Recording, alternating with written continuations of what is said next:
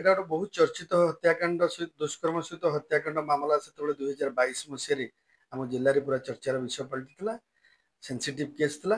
17/2/2022 ତାରିଖରେ ବରୀ ଥାନା ଅଞ୍ଚଳରେ ଜଣେ ନାବାଳିକା ଯାହାର ବୟସ 13 ବର୍ଷ ସେ ନଦୀ ଘାଟକୁ ବାସନ ମାଜିବା ପାଇଁ ଯାଇଥିବା ବେଳେ ସେଇ ଗ୍ରାମର ଅଭିଯୁକ୍ତ ସୁବ୍ରତ ବେହେରା ତାକୁ ଦୁଷ୍କର୍ମ ଉଦ୍ୟମ କରିଥିଲା ଏବଂ ତାକୁ ବେହୋସ ଆଗେ କରିଦେଲା, ତାପରେ ତାକୁ ବେକ କାଟିଦେଲା ଏବଂ ତା ସହିତ ଦୁଷ୍କର୍ମ ମଧ୍ୟ କଲା।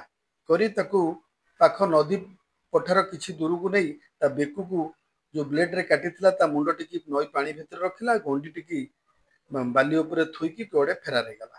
এই ଘଟଣାର ପରିବାର ପକ୍ଷରୁ ବିଳମ୍ବିତ ରାତି ଯାଏଁ ତା ପରିବାର ପକ୍ଷରୁ ଖୋଜାଖୋଜି କଲେ, କୌଣସି ସନ୍ଧାନ ମିଳିଲାନି। ପରଦିନ ଏପରି ଅବସ୍ଥାରେ ଗାଁ ଲୋକ ଏବଂ ପରିବାର ଲୋକ ପାଇବା ପରେ ତାର ବାପା ଏ ସଂକ୍ରାନ୍ତରେ ବରୀ ଥାନାରେ ଏକ ମାମଲା ବା ଏତଲା ଦେଇଥିଲା।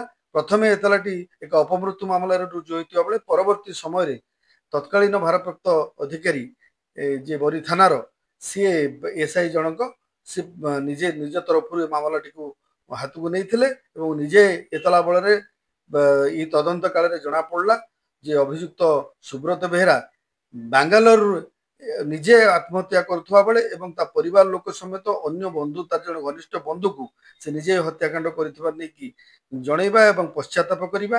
এই ଘଟଣାରେ ବାଙ୍ଗାଲୋର ପୋଲିସ ମଧ୍ୟ ବରୀ ପୋଲିସକୁ ଖବର ଦେବାରେ ଅଭିଯୁକ୍ତକୁ ବାଙ୍ଗାଲୋରରୁ ଗିରଫ କରିକି ଅଣାଯାଇଥିଲା ଏବଂ କୋର୍ଟ ଚାଲାଣ କରାଯାଇଥିଲା।